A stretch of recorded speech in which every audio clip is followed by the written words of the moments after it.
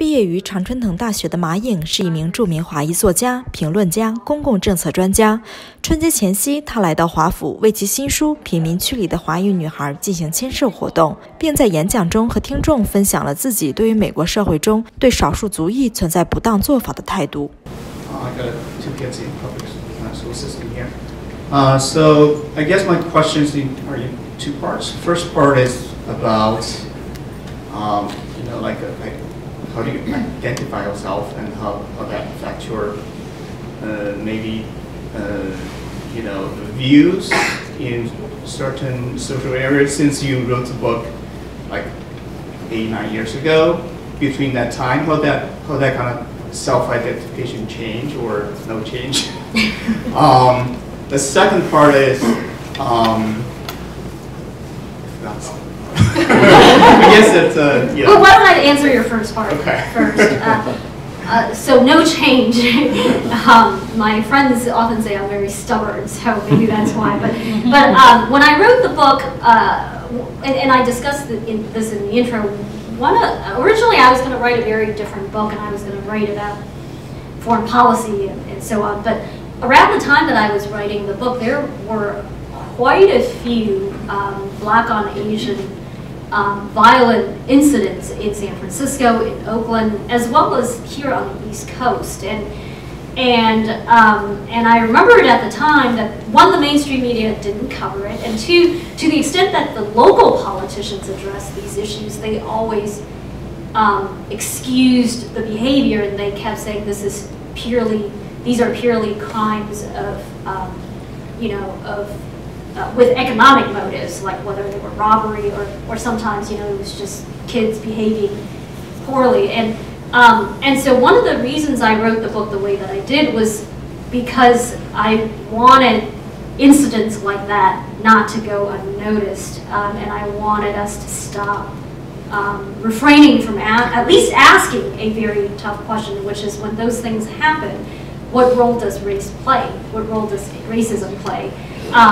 And maybe sometimes those are purely economic crimes, but I felt that we should at least ask those questions and perhaps offer the targets and the victims of these kinds of crimes better protection in the future, and also to educate those people who might come from backgrounds where their family's not intact, that if society is willing to make it clear that those kinds of sentiments and those kinds of actions are not okay, then maybe we could at least not only shift the debate, but shift behavior. And so, so that's a long-winded way of saying, my views on those issues have not changed. I've gotten a lot of hate mail since 2011, but my views have not changed, and certainly in terms of how I identify myself, upon coming to this country, I was very eager and very proud to identify myself as an American. My family became American citizens as soon as we could. I think there's like a 5-year waiting period, and then you apply. And so we became citizens very quickly. And so the American identity is very much part of my DNA. When I was talking about my Chinese heritage earlier, it's just that that's something that's part of me too, but I don't, so for instance, I don't feel that just because somebody is of a particular ethnic makeup that they ought to have certain interests or do certain things. And so, just because you're Black doesn't mean you have to listen to hip-hop music, and just because you're Chinese, you don't have to pay attention to certain issues. And so, but as I said before, I consciously made the choice to care about those things because I am, I believe that there is a great deal of sophistication and the glory of thousands of years of Chinese history is worth studying and worth learning about. So I don't know if that answers your question, but I'm happy to answer the second part. What made you change your career direction from the legal world to the policy research study? It was one, I really hated practicing law, and two, I wasn't very good at it. So when I had an opportunity to get out, I was like, I'm out of here. you know, but for those of you who do have a chance to practice law at a big Wall Street firm, I would advise, if you have that opportunity in the future, I would advise maybe thinking more about it, because I love my firm, even though I actually was a big fan of the firm. I thought it provided a fantastic service to its clients. It had a great roster of clients. I just had a different set of interests, and I decided to take a risk in a different area. But there's certainly, like being a lawyer is a perfectly reputable profession, and I think there's nothing wrong with aspiring to that. I just made a change purely because of personal interest. Thank you. Thank you. I really like your story. You mentioned, sorry for walking a little late, but you were mentioning the discrimination on race. I was kind of curious what your advice would be. I'm actually Hispanic. I know it doesn't show on my face, and my last name is Altenburg, which doesn't show at all. And I've used that to kind of skirt around the issue. Just to be quite honest, my mom came here from Colombia, and so I'm the first generation in that family to be, I guess, born American, and I happen to come out super white. I try to just, oh, I'm white when I need to be, and I'm Hispanic when I need to be. But it's one of those things where I would love to get more involved, but I almost feel like since I'm standing in two worlds that I don't have a foot in either. What would be your suggestion for people that want to change this race issue? About owning their story, or what ways can we get involved to really shift this? Because I love that you're doing something. You wrote a book. This is amazing. And you're active. We need more people like that. I would just recommend.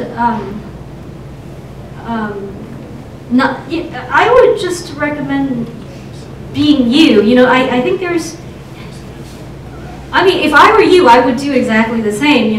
Because you do come from a biracial world, and you've got two different perspectives, and sometimes the perspective in one world is not always friendly to the perspective in the other, and it can be very hard to juggle. But I would just suggest, and I'm sure sometimes there are people who might be hostile to your views, that if you're trying to represent one world to the people in the other. Sometimes it might not be so convenient or so easy or pleasant, right? But be yourself, be who you are, and if you show up at an organization that that's not welcoming to you because you've got one foot in another world, either try to change them or go to a different organization that's more welcoming. I don't think you have any reason to be embarrassed or ashamed or afraid of anything. I think you're just doing what any ordinary person would do under the similar circumstances. And I think it's great that you want to get involved, but I also think that if people don't want to get involved, that's fine too. It's perfectly understandable. Of course, I tend to encourage people to be more involved than not involved. But I also don't think that just because you're of a certain race that you have an obligation to do something. That somehow because you're Hispanic, that you have an obligation to represent other Hispanics, or because you're this, then you have an obligation to do X, Y, Z. It's a free country. People can do whatever they want. But it does sound like you do want to make a contribution, and I hope you do. So I just hope that don't let anybody discourage you from doing that.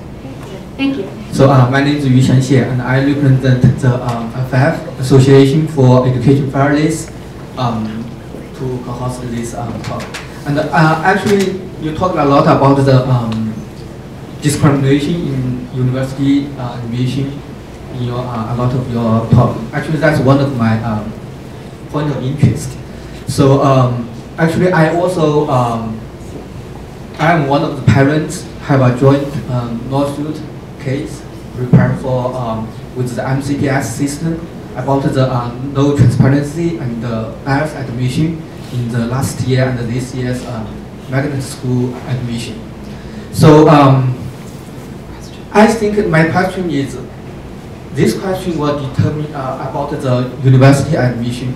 I think this question will directly determine how people look at whether it's discrimination about the admission or not. So I want to give you a challenge. You give me a direct answer about what do you think is the function of the university? You know, I think different universities are different, right? I mean, I think there are universities that focus on the vocational needs of its students, and they prize themselves on placing students in jobs after they graduate. There are universities that believe they are there to educate the next generation of leaders, and I think that's what schools like Harvard believes in, that they are grooming well-rounded individuals, with a sophisticated understanding of not just the sciences or math or philosophy, but that these people will go on to lead the country, down the road. And so I think that obviously, there are state universities that don't see themselves that way, and there are smaller liberal arts universities that concentrate on specific things like, graphic design or whatever. So it depends on the university. But I think I know where your question is leading, which is that for a university like Harvard, because they believe in what they believe in, then they say that, well, we absolutely must have diversity, and without diversity, and without the racial preferences that we use to implement diversity, then we're not doing our jobs, and we're not adequately preparing the young people at our university for what they need to do.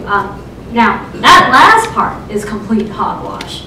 That last part is because no matter what their mission is, they are not supposed to inculcate, a systematic and institutional form of racism that has gone on for decades, and they're not supposed to practice that against a minority group under the guise of diversity. So I would say that it doesn't even matter they don't even care what their objective is and what these universities are trying to do. They are not supposed to be practicing racism, and I think I would leave it at that. Now I got to ask my second question. I make it very short, very direct. So there are a lot of young second generation Chinese American students here. And also there are parents here, like me. We have a lot of other Chinese American kids at home and who's doing various activities this weekend. So my question is, so there are a lot of very successful young female Chinese American in politics, in career and in industry. So Chinese, especially the young generation Chinese American who were born here. So especially for the young men, what advice you can give to them and give to the parents so we can help our young boy to more successful than they are currently now? If you have any brother or it's the first time anybody has asked me that question. I'm not sure if I'm equipped to really provide any advice. I would say this.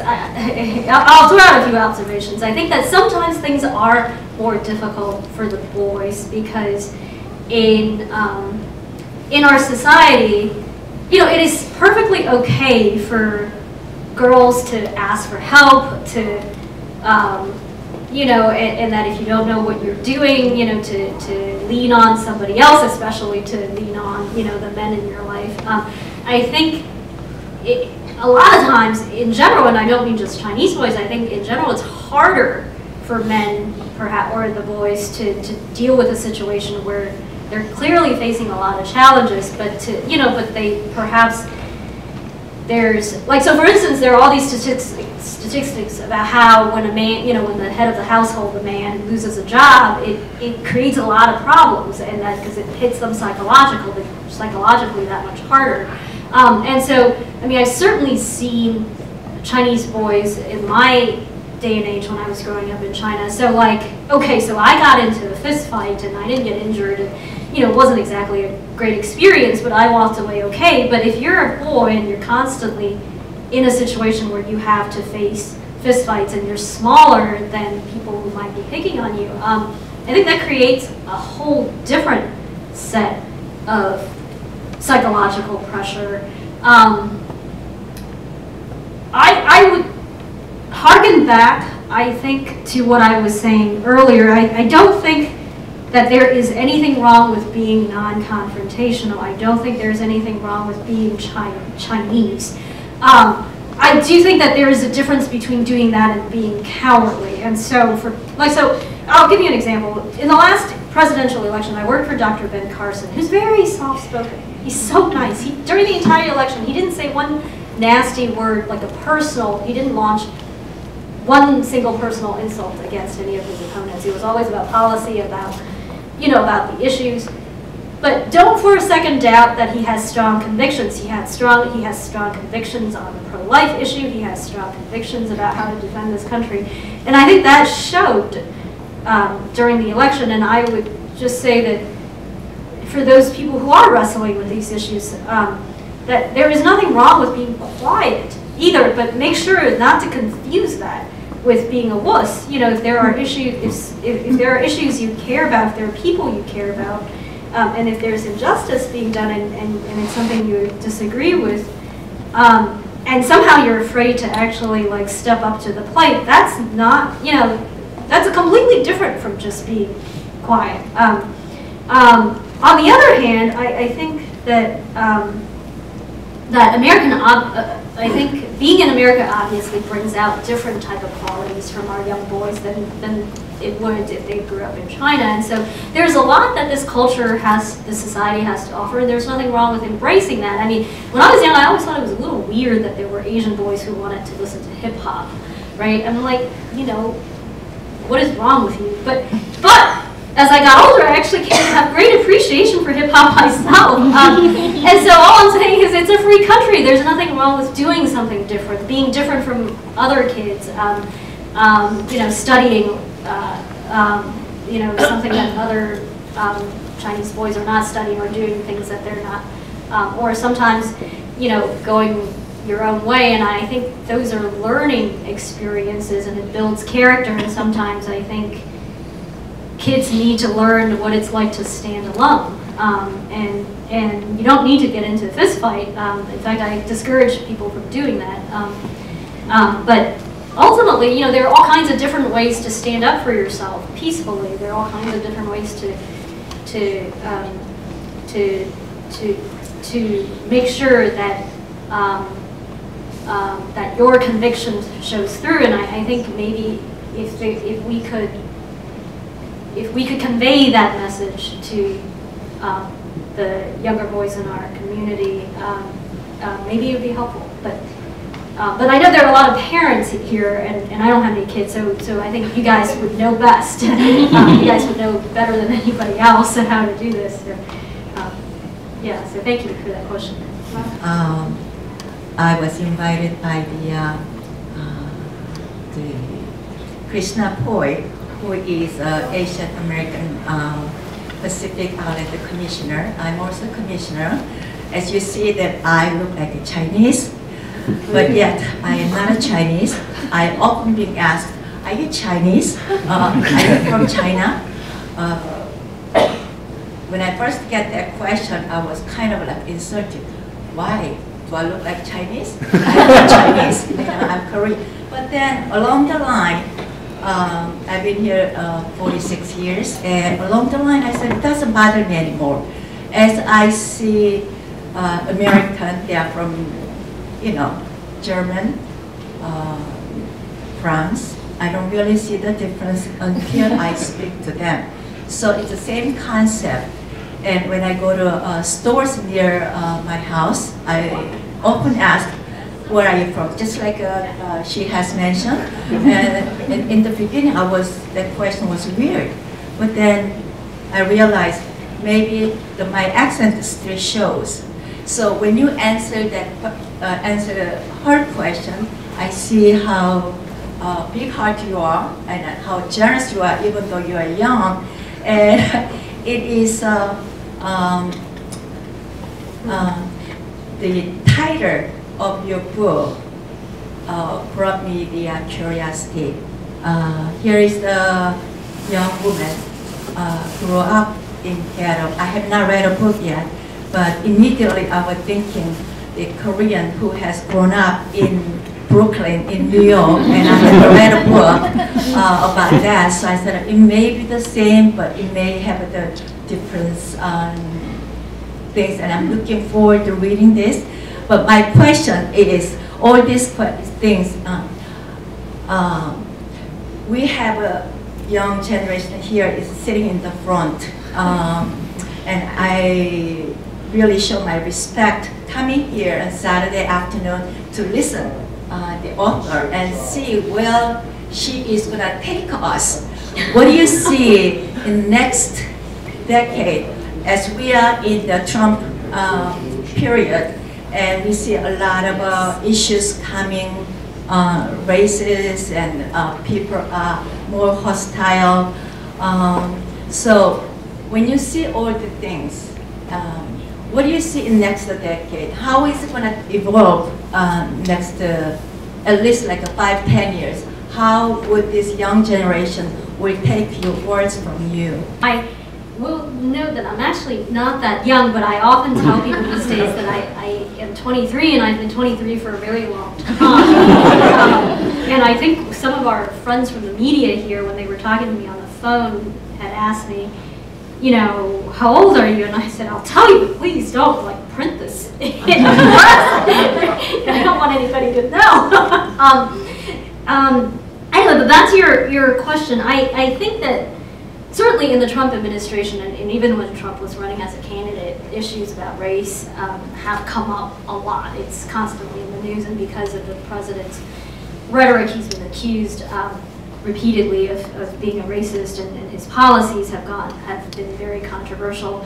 I have a very different view on a number of those policies, as well as even on his rhetoric. You know, and if you're interested, feel free to go to my website, yingman.org, and I have written quite a bit about the Trump administration's actions and rhetoric on this front. One thing I would point out is that when I was talking about the Harvard case earlier, you know, the Trump administration has been solidly behind investigating Harvard for its racist practices against Asian Americans. In fact, it opened up an investigation last year against Yale University as well. It supports the lawsuit that is going on against Harvard, and I think that the picture about the Trump administration is often far more complex than what is painted in the media, and we don't have time to go into all of that. I think a lot of times the president has policies that make sense, but his rhetoric is so over the top that it makes it very, that even if he has policies that are perfectly defensible and reasonable, people refuse to believe it. And I also think that he's an equal opportunity offender. He sort of has gone around criticizing a lot of people, and he's not. I mean, my view is that he's not a racist, but you know, so he'll go around criticizing women, he'll go around criticizing men, he'll go around, you know, and he's criticized lots and lots of people, and I don't believe he's a racist, and I also don't believe he's like a sexist or anything, but he is an equal opportunity offender, and so I think people need to keep that in mind, and one would certainly. I think it's perfectly reasonable to say, oh, well, it would be so nice if the president tweeted a little less, or did X, Y, or Z. But I do think that it's, I do think that a lot of times, because it's so easy to accuse somebody of being a racist, that we automatically end up doing that instead of engaging them in a real debate or discussion. And I think that one thing the president has done is that he has exposed those conventions, right? There are a lot of things he's exposed, the political correctness that we are so used to in our public debate, in our political discourse, and that he kind of just throws everything out the door, and he's going to say whatever he wants to say, and I think it's going to take some time for all of that to shake out, and there's a lot of hostility on both sides right now. But I think that over time we will see that it's been useful to have these kinds of these kinds of discussions. All right. Well, thank you so much, Shane.